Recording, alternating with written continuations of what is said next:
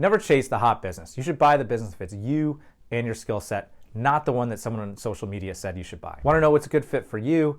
Leave your profile in the comments. We might make a video about you. So our next profile is someone that comes with a software engineering background, but they say they want to own gas stations for them and their family to run. Now, we typically tend not to see a lot of gas stations that really make sense. Usually it looks more like you're spending millions of dollars to buy a $40,000 a year, 80-hour per week job. But one example of a gas station we found is this one, asking $4.7 million and advertising $787,000 per year in annual cash flow. And around $2.5 million of that purchase price is actually buying the real estate. But then you also need to purchase an additional $300,000 in inventory. Now, this particular deal generates more than that $40,000 per year. The after cash flow payments are probably gonna be about $160,000 per year. But to me, that's not enough for putting to almost $5 million at risk. So we're thinking an easy to run franchise might be a good fit for the family. We like this multi-location massage franchise, asking $1,750,000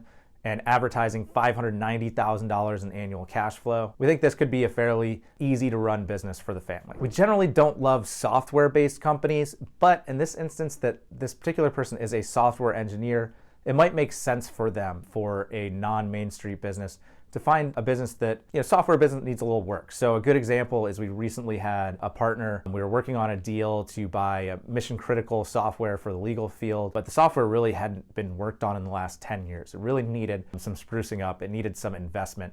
So our partner was a software engineer. They could come in, they could update it, and then we go and we approve the sales process. And I think it was something that we really could have grown. Deal fell apart, different video of why. So something like that is gonna be a great fit for this buyer. So if you wanna use your software skills in a different way, we often see buyers that go in and wanna improve the processes of these businesses.